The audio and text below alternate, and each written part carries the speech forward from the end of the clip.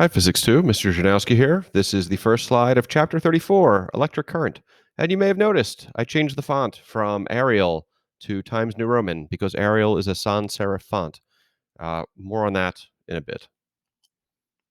So what is a battery? The purpose of a battery is to produce a potential difference. And what are the units of potential difference? Of course, they are volts, V, volts for potential difference. So a battery does this by converting chemical energy into electrical energy. So each battery contains one or more electric cells, as shown to the right. So technically, you can have a battery that is just one cell. So yes, this is a battery, but really it is one cell. So what we have going on here is we have a carbon electrode, we have a zinc electrode, and they're stuck in some sulfuric acid. So for chemistry reasons, ask Mrs. Horvath, the sulfuric acid is going to dissolve some of the zinc electrode, and that is going to cause positively charged zinc ions to flow into the acid. So the zinc electrode has lost some positively charged ions. That means the zinc electrode has too many electrons left over. So it now has a slightly negative charge. So meanwhile, the carbon electrode is sitting in this sulfuric acid that is now slightly positively charged, and that is going to pull some of the electrons off of the carbon electrode, leaving the carbon electrode with a slight positive charge. So if you don't do anything beyond this, this reaction doesn't go very far because it's basically trying to stop itself. As the sulfuric acid gets more and more positively charged, well, look, there's a negatively charged terminal over here. So the positively charged zinc ions are just going to keep rushing back over to this one. So it wouldn't go very far by itself. If, however, you connect something to the terminals meaning, the endpoints, that's what terminal means, you're giving the charge another path through which to flow. So we're going to say that positive charge flows from this positive carbon electrode through the light bulb, causes the light, and then down through here. So that was a bit of a lie. We'll see about that. It's not really the positive charge that's flowing. So batteries are examples of a more general type of device called a voltage source. So yes, batteries provide a voltage. That makes them a voltage source. The alternator in your car, if it has an internal combustion engine, it'll have an alternator. That's also a voltage source. Generators are voltage sources. And there are, things you use in an electronic lab that are called voltage sources. Well, surprise, surprise, those are also voltage sources. So what is a battery? Well, here's Volta. So Volta built a pile, another way of just a stack, which you could also call a battery. It's this would be a arcane usage of the word battery, but that's where it does originally come from, of these electric cells, increasing the potential difference. So this guy here, this voltaic pile, this battery that Volta built, think of it as essentially a bunch of these guys stacked together. So he built one of these and he demonstrated it to Napoleon. Here's Napoleon Bonaparte. So the purpose of a battery is to produce a potential difference. So when you have a continuous, which is underlined because it's important, it must be continuous, conducting path between the terminals of the battery, you have an electric circuit. Circuit means like a path all the way around. So what's going to happen in this picture if we open this switch at the top? Well, you no longer have a continuous path. Your positive charges, this is how we're going to say it's going, leaving this guy, okay, here they go all the way through, they go through the switch, they go back to the negative terminal. Here, they can't do that because they can't rush to here and then, well, look, they can't get through. So it doesn't happen. So if your switch is open, this is one way that you can have an open circuit, or just an open for short, and the charge stops flowing and the light bulb goes out. So how can we tell the charge is flowing in the top picture but not in the bottom picture? Well, of course, it's very easy to tell because the light bulb's on in the top picture and it's not in the bottom picture. But this kind of points to a common misconception that people have. Notice, even in the bottom picture, the light bulb is still connected to the positive terminal of this battery. But it can't get electricity just from one thing. Get electricity being in scare quotes. That's not how it works. It's not enough to have one path for the electricity to get to. It's got to also be able to leave there, go the other way. So charge can only flow through continuous paths. So eventually we'll get to doing circuit diagrams. There are a bunch of standardized, or mostly standardized, symbols in a circuit diagram. So if you just have a line, that represents a wire. If you have a zigzaggy line, that represents a resistor. This is one way to draw a light bulb. I know it doesn't look very much like a light bulb, but it's a fairly easy thing to draw, so it's often used for light bulbs. Here would be just a single cell. You put a bunch of cells together, you have a battery. Then the thing at the bottom, which is now covered by this stupid, Google Slides thing, that's a switch. So if you look in the top picture, the switch is closed like this. Charge can flow. If you look at the bottom picture, look at the diagram, this is an open switch. So charge is not flowing in this one. So what is electric current? Electric current is a flow of charged particles. That can mean lots of things.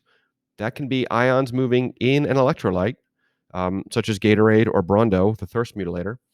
It could be ions and electrons in a plasma. So one of these plasma balls that you can buy at those weird stores at the mall. Usually we're going to talk about electrons moving through a circuit. So moving through the wires in the circuit, moving through the resistors, and moving through other devices in a circuit.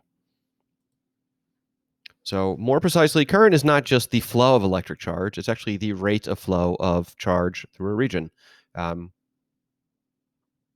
So the symbol for current is I. This is why I switched everything from Arial to Times New Roman, because Arial, being a sans serif font, a capital I is just a straight line, and it's hard to tell if it's a 1 or an L, a lowercase l. But yeah, there it is.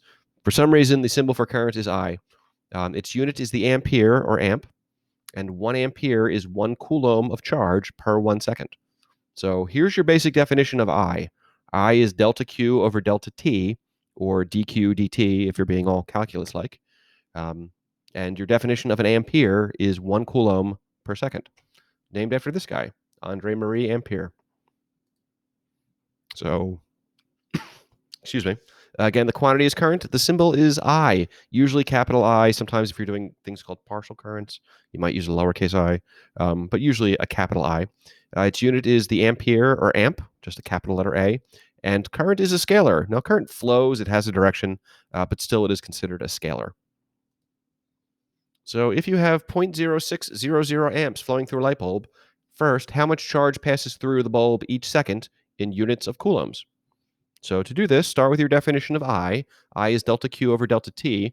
We're trying to solve that for Q. So you end up with delta Q is equal to I delta T. Plug in your numbers, and you end up with 0.0600 coulombs. So that's a realistic amount of charge. Amount of current to go through a little light bulb like that. That many coulombs per second. So the second part, how many electrons is that? Well, how do we get from 0.06 coulombs into charge measured in elementary units? It's a field goal post problem. So start with the amount of charge that you have over here. Set up your field goal posts. Put C on the bottom because you're trying to get out of C. Put the E on the top because you're trying to get into E. And you end up with this number, 3.75 times 10 to the 17th elementary charges. So that means 375 million, billion, trillion, quadrillion. 375 quadrillion electrons pass through the bulb every second. That is a very large number of electrons. So just to kind of illustrate how big that is, how many electrons are moving in a current, just imagine, don't imagine, there are about 8 billion people in the world. If each one of these persons was an electron, or if they were carrying an electron, and they all ran by you in 1 second, what would the current be? So I is delta Q over delta T. So what's your delta Q? Well, it's 8 billion people, each of which has 1 elementary charge, times the elementary charge, this time in units of coulombs, and you end up with this very small number, 0.00000000128 amps, which is why we use metric prefixes. Way easier to say that is 1.28 nanoamperes. So basically, electrons are tiny. They have a tiny amount of charge apiece. So if you're looking at this circuit, so this circuit diagram here is representing the circuit we're looking at over here on the right. You've got the battery, there's the positive terminal flowing through the bulb, flowing this way through the closed switch, back to the negative terminal. At which point in the circuit is the current the greatest? And the answer is, it's a 4-way tie. Because of the law of conservation of electric charge, any charge that flows through here has to keep going. It's not going to get created or destroyed and flow through here and flow through here and flow through here. So, yeah, your charge isn't like getting used up or anything by the bulb. The charge is flowing through the bulb. That's what's happening. But it's not getting used by the bulb, basically. So you might remember from a couple chapters ago, I said that Ben Franklin referred to the two types of charges as positive and negative. Well, that was a good idea. He was doing it based on what he was discovering using mostly static electricity, and he named one kind of things. If you charge them up with static electricity, they tend to have a certain kind of charge. Another kind of things tend to have the other kind of charge, and he guessed which one to call positive and negative, and he guessed wrong. His choice as to which was entirely arbitrary. Now, it would have been better for us if he had named them the other way, but there's no going back. We've done too much electronics with this. We can't fix this. So here's what I'm talking about there. By convention, we consider the direction of current to be the direction of the flow of positive charge. So this is the circuit we keep looking at. If you've got positive charges leaving the positive terminal, flowing this way through the bulb, back this way, and back to the negative terminal. So your positive charges are moving counterclockwise in this case, because current goes from higher potential to lower potential. It's going to go from the positive terminal all the way around to the negative terminal. And we say this is the direction of current, or if you're being specific, you would call it conventional current. It's the direction of the flow of positive charge. Now, what's actually moving through the wire? It's the electrons. The electrons are going the other way. So what is actually doing the moving are electrons going clockwise through this circuit, even though it's way easier for us to just say that positive charge is flowing the other way. That's not actually what's happening. So Ben Franklin guessed. Unfortunately for us, he guessed wrong. Now, in practice, it doesn't really matter. At least it rarely matters, because we rarely have to think about what the actual charge carriers are. So sometimes if you're dealing with semiconductors, transistors, or vacuum tubes, you actually have to think about, well, what is the charge carrier? What's going on? Which way is it going to move? So sometimes it matters, but fortunately, typically, it just doesn't. You can just pretend like positive charge is leaving the positive terminals, going around and coming back to the negative terminal, when in reality, what's actually happening is electrons are going the other way. So just a little unfortunate. So there's a water analogy for electricity. So one of the things, and this comes up so often this year, compared to last year in Physics 1, you're talking about like things like a ball flying through the air. Well, that's very easy to visualize. In this chapter, we're talking about electrons flowing through a wire. You can't see it with your naked eye. It's harder to imagine. So we often use this water analogy when we're talking about electricity. So voltage is analogous to either the height of the water in like these two containers with the tubes at the bottom, but in general, the water pressure. That's what voltage is like. It's like water pressure. It pushes water through the pipes. Voltage pushes charge through, pushes it through the circuit, through the wires. Now, current is analogous to, current. Current is very analogous to current. It's the rate at which water flows through a pipe. With the little caveat here that we're going to say that positive voltage is pushing positive charge one way around a circuit, when in reality, it's really the negative charged electrons going the other way around the circuit. So it's just, unfortunately, a little bit goofy. Now, switches are analogous to valves. You can, shut the valve here, and that will stop the water from flowing. That would be very analogous to opening the switch here, because you're breaking the circuit. You now have an open, charge can't flow, so the charge doesn't flow. A battery or other voltage source is analogous to a pump that increases the water pressure. So voltage is analogous to water pressure. The battery is analogous to the thing that creates the water pressure, so the pump. So I've got the pump here in the place of where the battery is down here. And a resistor, more on that next time, is analogous to a narrow section of pipe that constricts the flow of water. So if you have a very narrow pipe here, it makes it harder for the water to go through. Well, if you have a resistor, it's making it harder for the charge to flow. So very analogous. So a couple of misconceptions to point out here. The circuit we're looking at. So we're dealing with electricity. Clearly there's electricity happening here because the light bulb is on. Now the circuit has no net charge. There's just as many protons as there are electrons in that picture there. So batteries don't give you extra electrons. That's not what the battery is. The battery provides a potential difference, aka a voltage, analogous to water pressure. So the battery isn't like it's not like a barrel that's holding extra electrons. It's not like that. The battery uses chemistry to get charge pressure, basically, that's going to push the charges around the circuit. And likewise, current is not extra electrons. Current is flowing positive charge, even though really it's negative charge flowing the other way. So current is moving charge. It's not extra charge. So once again, if you're looking at that picture up here, you're not looking at extra electrons or extra positive charge. This is electrically neutral. Um, it's the moving, it's the motion of the charge. That is what electricity is.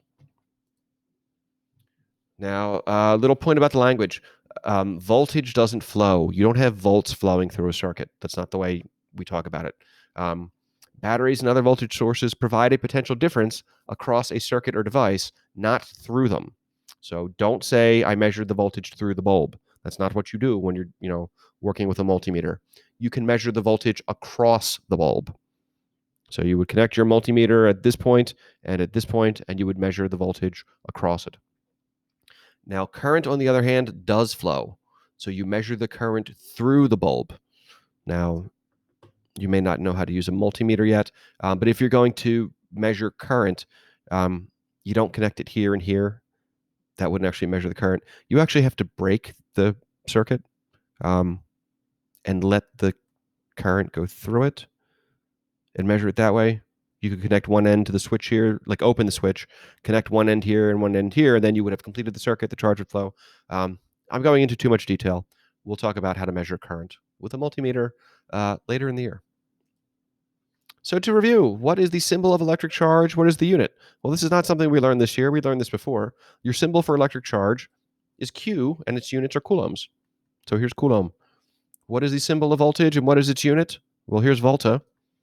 So V is the symbol of voltage, and V for volts is the unit. And what is the symbol of current? What is the unit? This is what we learned today. The symbol of current is I, for whatever reason, and its unit is the ampere, or just the amp. Not to be confused with an amplifier kind of amp, because that's a different thing, but right. 1 amp, 1 ampere. So in the water analogy, what is analogous to water pressure? Well, that would be voltage. Water pressure pushes the water through the pipe. Voltage pushes the charge through the circuit, through the wire, through the resistor, through the things. What is analogous to the rate at which water flows through a pipe? That would be the current. So water is moving, I'm sorry, water current is moving water. Electric current is moving charge. What is analogous to a valve that allows or prevents the flow of water? That would be the switch. So you can adjust the valve to not let water flow. You can open the switch to not let the current flow. Analogous to a pump that increases water pressure is a battery or some other kind of voltage source. That would be a battery. And what is analogous to a narrow section of pipe, which makes it harder for the water to flow through? That's what a resistor is. And we'll talk more about resistors next time. And finally, goofus and gallant. So there's a right way and a wrong way to say these things. So you want to say these things the gallant way, not the goofus way. So you measure the voltage across something, so across the bulb, and you measure the current through something. Current flows through things, voltage doesn't flow. So that's that.